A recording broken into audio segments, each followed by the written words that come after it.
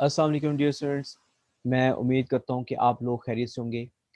आज का जो हमारा टॉपिक है वो है relevant costing. Relevant costing in regard to the decision making.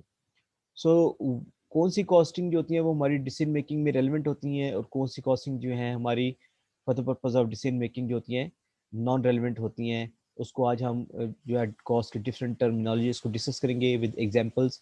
तो सबसे पहले relevant cost is a cost which changes with a change in the decision. These are future costs that affect the current management decisions. Future क्या cost क्या होती हैं जहाँ पे आपका future cash flows either in terms of inflows और outflows इसमें intact हो रहे होते हैं। अब इसके अगर हम एग्जांपल्स की बात करें तो कौन सी कॉस्टिंग है relevant in regard to the decision making, तो वो हमारी जो वेरिएबल कॉस्टिंग होगी या वेरिएबल कॉस्ट होंगी वो डिसीजन मेकिंग से रेलेवेंट होती हैं। Fix cost that changes with the change in the alternatives, जो कि नंबर ऑफ यूनिट्स अगर हमारे बढ़ जाएंगे और उसकी रेलेवेंट अगर फिक्स कॉस्ट बढ़ जाती है तो वो भी हमारी रेलेवेंट कॉस्ट होगी। अपॉर्चुनिटी कॉस्ट, जैसे कि आप लोगों ने ये कॉन्सेप्ट पहले पढ़ा हुआ है, the value of benefit with sacrifice to opt and other alternative, it is also a kind of relevant costing for the purpose of decision making. So there are several terms used in relevant costing to indicate how certain costs might be relevant or not relevant to a decision. So सबसे पहले आप ये देखिए कि एक terminology होती है sunk cost. देखिए संक का मीनिंग क्या होता है? कोई चीज आपकी डूब जाना। अगर कोई चीज आपकी डूब जाती है तो that is not relevant to the decision making. So these are the cost that were incurred in the past. ऐसी कॉस्टिंग जो आपने पास्ट में इनकर कर दी है उसको आप क्या कहते हैं? Sunk cost. और संक कॉस्ट है nothing to do with the decisions. Sunk cost are irrelevant for decisions because they can not be change. For example हम एक इसी के अंदर हमने एक छोटी सी मिसाल को एग्जांपल को हमने डिस्कस किया है, मेंशन किया। वो क्या है? The entity purchases stationery in bulk last month. This expense has been incurred and hence will not be relevant to the management decisions to be taken subsequent to the purchase. आपने एक bulk में stationery purchase कर लिया है, last month में किया है। अब उसका अगर आप कोई डिसीजन करते हैं किसी भी चीज़ से मुतलिक तो उसमें स्टेशनरी की जो परचेज है उसका कोई इम्पैक्ट नहीं होगा। इसका इम्पैक्ट हम ऐसा भी ले सकते हैं कि हमने एक बिल्डिंग को या उसके प्रेमिसेस को हमने लीज पे ले लिया, रेंट पे ले लिया for the purpose of production. ठीक है, किसी भी चीज़ को प्रोड्यूस करने के लिए हमने एक प्रेमिसेस को रेंट पे ले लिया। अब उसके अंदर हम डिसीजन करते हैं कि हमने प्रोडक्शन करनी है या नहीं करनी, ये बात की बात है। लेकिन चूंकि हमने वो प्रेमिसेस जो है रेंट के ऊपर ले लिए हैं तो अब हमने उसका मंथली जो है रेंटल पेमेंट्स वो करनी ही करनी है। सो that is also a sunk cost. अगर आप उसका रेंटल पे कर रहे हैं तो वो भी आपकी संक कॉस्ट होगी। स्टेशन परचेज की तो वो भी आपकी संक कॉस्ट होगी। अपॉर्चुनिटी कॉस्ट को वन लाइन में हमने पहले भी डिस्कस किया, फिर से देख लेते हैं। Opportunity cost is the value of benefit sacrificed in favour to opt an alternative. इसकी एग्जांपल क्या हो सकती है? An investor invest in stock exchange, he forgoes the opportunity to invest further in his hotel। Earlier वो एक hotel industry को run कर रहा था, अब उसने अपना इन्वेस्टमेंट निकाल के जब उसमें स्टॉक मार्केट में लगाया तो benefit he sacrifices from the business of hotel is now it is what his opportunity cost. The profit which the investor will be getting from the hotel is the opportunity cost. So historical cost, ये हमने term इससे पहले भी lectures के अंदर discuss किया है कि हमारे जितने भी बिजनेस के एसेट्स होते हैं वो that are mentioned in the financial statements on historical cost basis. ऐसा नहीं हो सकता कि आप उसको आप मार्केट वैल्यू के ऊपर लेके आए। आपने जितने का एसेट बाय किया होता है इतने ही फाइनेंशियल स्टेटमेंट के अंदर आपने उसकी वैल्यूज को इंसर्ट करना होता है। अब इसकी जो if the cost which is incurred at the time of entering into the transaction, the cost is verifiable through invoices and agreements. Historical cost is an actual cost that is borne at the time of purchase. For example, a building purchased for rupees 400,000 but has market value of rupees 1 million. It is if its historical cost at which it shall be recorded in the balance sheet is rupees 400,000. Then, which cost, which costings are relevant for the purpose of decision making and which costings are not relevant for the purpose of decision making. So the future cost, the future cash flows are always relevant. अब उसमें क्या होता है? Cash expenses that will be incurred in the future as a result of decision, taken is a relevant cost. On the other hand, sunk cost को अभी हमने discuss किया. Sunk cost is an expenditure which has already been incurred in the past, and sunk cost is irrelevant because it does not affect the future cash flows of a business. Again, now what is relevant is a avoidable cost. For avoidable cost क्या, अगर हमने कोई decision करना है और कोई ऐसी costing है जिसको हम अवॉइड कर सकते हैं, that is also relevant with the decision making. That is also relevant for the purpose of decision making. For example, मेरे पास मेरी गाड़ी है, अगर उसको मैंने प्लान कर लिया कि अब मैंने इसको सेल आउट करना है, तो उसके ऊपर अगर मैं कोई एक्सपेंडिचर करता हूँ उससे पहले, तो रिमेंबर कि वो एक्सपेंडिचर कभी भी आप वो बियर नहीं कर सकते. आपने मार्केट में भी ये चीज़ प्रैक्टिस की होंगी, देखा होगा. सो अगर मैं उस एक्सपेंडिचर को, that which is I am suppose to incur on my car, अगर मैं उसको अवॉइड कर देता हूँ, तो that is avoidable. So that is also relevant with my decision. अगर मैं उसको इनकर कर देता हूँ, तो वो एक्सपेंडिचर कभी भी मीटअप नहीं होगा. रिमेंबर, इन ये रियल टाइम प्रैक्टिसेस में जो लोग गाड़ियों को रखते हैं, मेंटेन करते हैं, वो इस बात को बहुत अच्छे से समझते हैं. सो जो एक्सपेंडिचर मैं अवॉइड कर सकता हूँ, that is also what, that is also relevant to the decision. It's a committed cost. Future costs that cannot be avoided are not relevant because they will be incurred irrespective of the business decision being considered. मैंने इससे पहले rentals की बात की. अगर हम production शुरू करते हैं रेंटल प्रेमिसेस के अंदर या नहीं करते, we are committed to pay the rentals on monthly basis or on 6 monthly basis or on yearly basis. So rentals तो हमने पे करनी है. हम प्रेमिसेस के अंदर यूनिट्स की प्रोडक्शन शुरू करते हैं या नहीं करते, सो कमिटेड कॉस्ट, आपने इंश्योरेंस पे करनी है, चाहे आप कोई चीज़ हमारे साथ खुदा न खास्ता बैड हैपन होती है या नहीं होती, हमने इंश्योरेंसेस पे करनी है, सो रेंटल्स पे करने हैं हमने. These are kinds of what, committed cost. Opportunity cost को हमने डिस्कस किया. The benefit of the sacrifice of a benefit, we opt because of an alternative, that is what opportunity cost. So cash inflows that will be sacrificed as a result of a particular management decision are a relevant costing. So opportunity cost is always relevant for the purpose of what, decision making. Non-cash expenditures, for example depreciation, amortization and losses, these are always irrelevant for the purpose of decision making. Non-cash expenses such as depreciation are not relevant because they do not affect the cash flows of a business. Remember, cash flows जो होंगे वो हमेशा intact होंगे decision making के अंदर, या तो इन terms of inflows या इन टर्म्स ऑफ आउटफ्लोज. इसी तरह incremental costing, that is a relevant cause for the purpose of decision making. So where different alternatives are being considered, relevant cost is the incremental or differential cost between the various alternatives being considered. So general overheads obviously are kind of non-relevant cash flows, non-relevant costing for the purpose of what, decision making. General and admin overheads which are not affected by the decisions under consideration should be ignored. Because of what? Because of their nature, as they are not relevant for the purpose of relevant costing. They are non-relevant costing. इसके बाद जो next हम terms के ऊपर जा रहे हैं, they are relevant costing. उसके अंदर आएगा break even analysis. Break even analysis क्या होता है? The point of sales at which the entity earns no profit and no loss. No profit no loss कहाँ पे होता है? जहां पे बिजनेस सिर्फ और सिर्फ अपनी फिक्स कॉस्ट को मीटअप कर रहा होता है. वेरिएबल कॉस्ट के बाद उसके पास अगर कोई प्रॉफिट बचता है, तो वो profit is always equal to what, fixed cost. So that is a break even point. No profit no loss. Business अगर आप सिर्फ अपनी फिक्स कॉस्ट को मीटअप कर रहा है, तो वो क्या होगा, ब्रेक इवन पॉइंट पे होगा. सो अगर आपने, सबसे पहले आपको ये मालूम होना चाहिए कि कंट्रीब्यूशन मार्जिन क्या होता है. कंट्रीब्यूशन मार्जिन ये होता है कि आपकी sale price minus variable cost. अगर आपकी सेलिंग प्राइस से 110 है और उसकी वेरिएबल कॉस्ट से कि it is ₹60, so your contribution margin is ₹50 or ₹50, and contribution margin is always have a great impact in the decision making. Remember, आपको ये आना चाहिए कि आपका जो contribution margin होता है, आप कैसे फाइंड करते हैं? Sales minus variable cost. That is what the resultant figure is your contribution margin. Now contribution margin ratio, देखिए कंट्रीब्यूशन आप किस में से फाइंड कर रहे हैं? सेल्स में से फाइंड करें ना. तो आप कंट्रीब्यूशन मार्जिन को डिवाइड करेंगे सेल की वैल्यू के साथ, उसको मल्टीप्लाई करेंगे फार्मूले के 100 के साथ, then you get contribution margin ratio.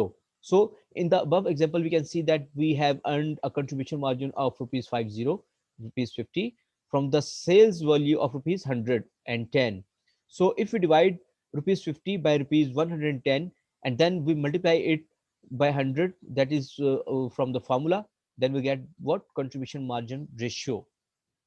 So अगर हम इसकी एग्जांपल को लेके चलें तो अगर हम देख सकते हैं कि if we sell out 700 units, so selling price for example if we are given rupees 8 per unit, then we get the sales figure of rupees 5600 units. So variable cost जो given है वो जो है यहाँ पे थोड़ा सा I can see a little mistake.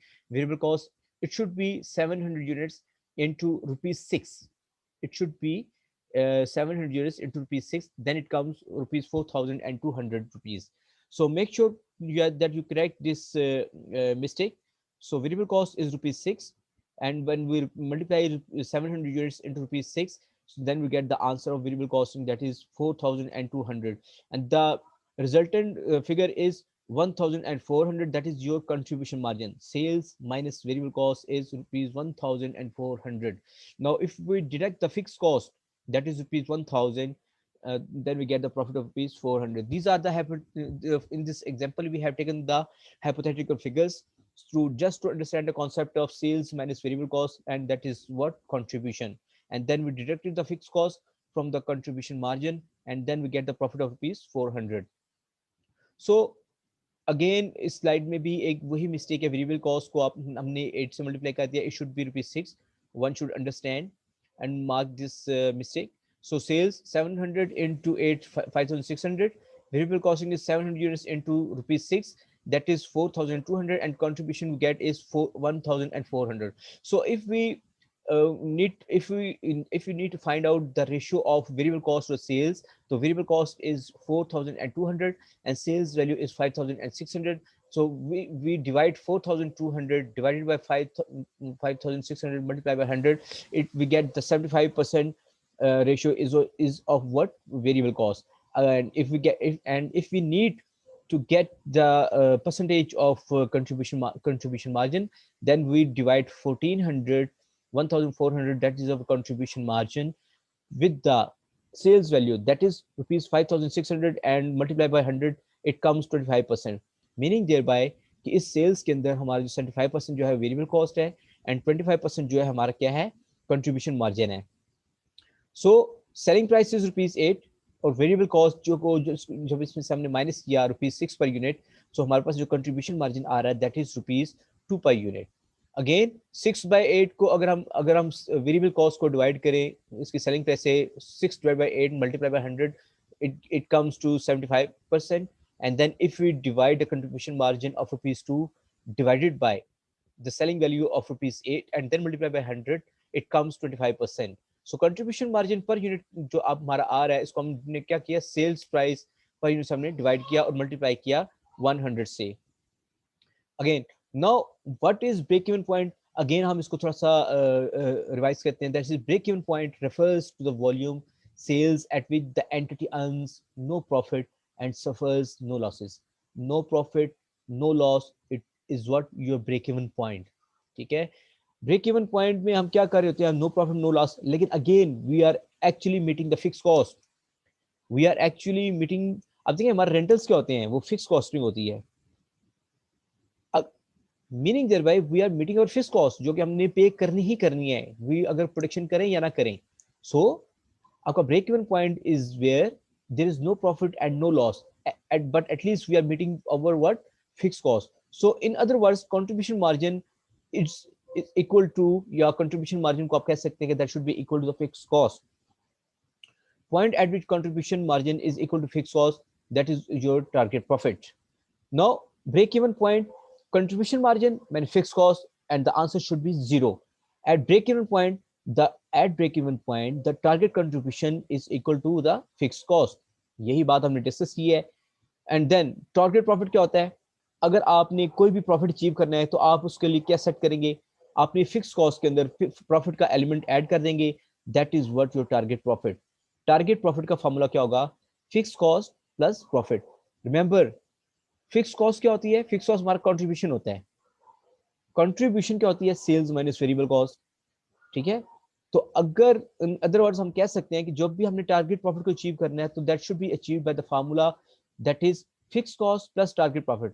For example अगर फिक्स कॉस्ट हमारी आ रही है 100,000 और हम चाहते हैं कि हम अपने बिजनेस से 200,000 जो है 250,000 का जो है हमारा उसमें प्रॉफिट हो, सो तो फिक्स कॉस्ट इसमें आपकी आ जाएगी 100,000 और टारगेट प्रॉफिट आपका आ जाएगा 250,000। द आंसर शुड बी जो है टारगेट प्रॉफिट आपका होना चाहिए 350,000। जब उसमें से आपकी फिक्स कॉस्ट निकल जाएगी तो आपका टारगेट प्रॉफिट जो होगा वो वही आपके पास आएगा 250,000। ये अभी हम इनसे नेक्स्ट वीडियो लेक्चर्स के अंदर हम इंशाल्लाह अपने क्वेश्चंस को यहाँ पे जो है डेमोन्स्ट्रेट करेंगे, प्रैक्टिस करेंगे। देन हम इस then we would be in a better position to understand the concept of break even point in terms of sales revenue and break even point in terms of sales unit and target profit. Then how should we calculate the target profit. ये इंशाल्लाह इसको next questions के अंदर या next video lecture के अंदर इसको हम अच्छे से कवर करेंगे। अगर हम इसके एग्जांपल्स को देखते हैं तो अगेन ये फिर से वही एग्जांपल है। 700 यूनिट्स को जब हमने 8 से मल्टीप्लाई किया तो हमारा सेल्स का फिगर आया 5600। वेरिएबल कॉस्टिंग में 700 यूनिट्स को जब हमने मल्टीप्लाई किया, इसकी जो वेरिएबल कॉस्ट है अगेन यहाँ पे 8 गलत आ रहा है, पर यूनिट में सही आ रहा है, 6 आ रहा है। 700 इंटू 6 4200, तो 100% सेल्स है, 75% की वेरिएबल कॉस्ट है। And then when we deducted the variable cost from the sales value we get the answer of contribution margin in terms of 1,400 rupees and that is 25% of the total sales value। तो fix cost हमारी क्या है 1,000 है, जब हमने less किया तो जो प्रॉफिट जो खालिस प्रॉफिट हमारे पास आ रहा है, नेट प्रॉफिट आ रहा है, वो क्या है 400 रुपीज। ऐसे अगर हमने यहाँ पे से फिक्स कॉस्ट को यहाँ पे इग्नोर कर दिया होता तो हमारा कंट्रीब्यूशन मार्जिन कितना था 1,400 रुपीज। सो जब आपने ब्रेक इवन सेल्स फाइंड करनी है इन टर्म्स ऑफ रुपीज, जब आपने ब्रेक इवन सेल्स फाइंड करनी है in terms of rupees, then हमें कौन सा फॉर्मूला ऑप्ट करना पड़ेगा? Fix cost divided by contribution to sales ratio. इससे पिछली स्लाइड्स के अंदर हमने कंट्रीब्यूशन टू सेल्स रेशियो क्या फाइंड की?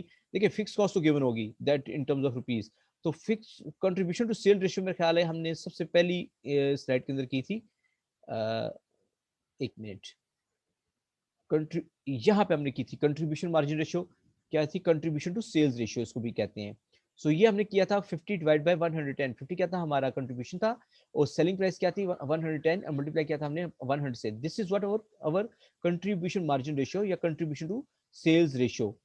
सो ये हम डिस्कस करें break even sales, break even sales in terms of rupees. हम फिक्स कॉस्ट को डिवाइड करेंगे कंट्रीब्यूशन टू सेल्स रेशियो से, जो हमारा आंसर आएगा वो इन रुपीस आएगा और वो ब्रेक इवन सेल्स होगा। फॉर एग्जांपल अगर हमारा आंसर आता है 800,000 आता है तो दैट इज 8 लाख की वो सेल्स होगी जहां पे हम नो प्रॉफिट और नो लॉस के ऊपर होंगे, मीनिंग देयर हम सिर्फ अपनी फिक्स कॉस्ट को मीटअप कर रहे होंगे।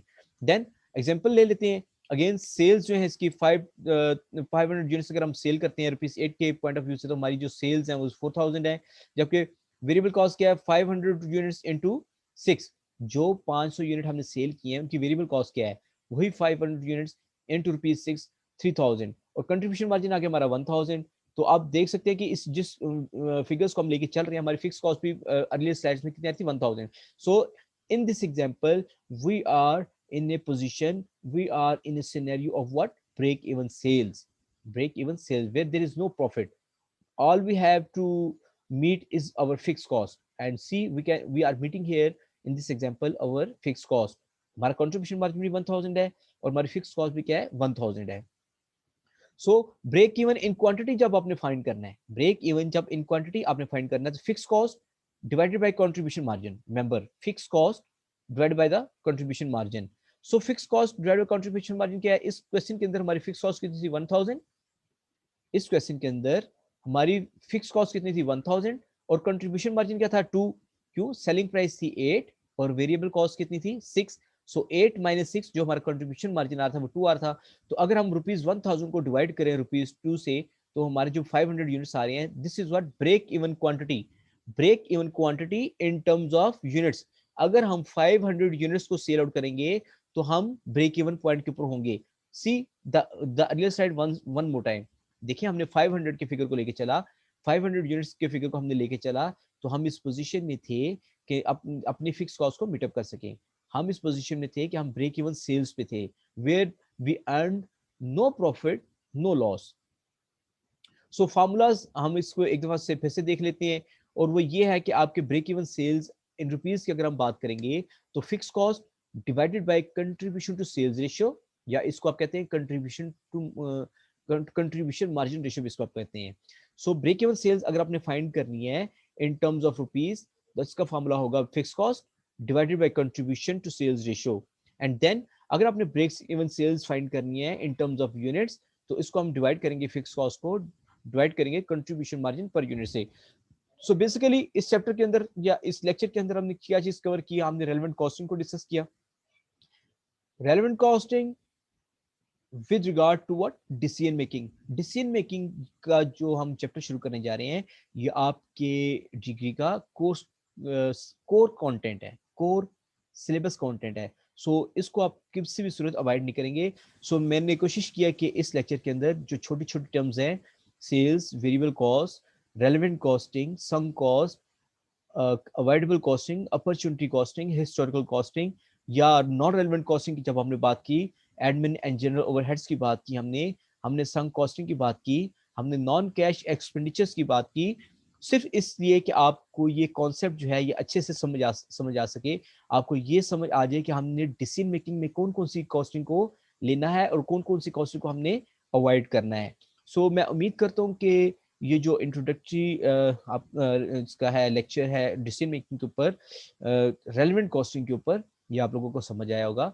और अगर इसमें कोई ऐसी चीज है जो कि आपको समझ नहीं आई, या जो कि if and which is not according to your understanding, please please please note down your questions, note down your queries. इंशाल्लाह I will try my best कि मैं क्वेश्चन आंसर सेशन के अंदर आप लोगों की क्यूरीज को अच्छे से एड्रेस कर सकूं। Thank you very much. अपना बहुत ज्यादा ख्याल रखिएगा। अल्लाह हाफिज, खुश रहे।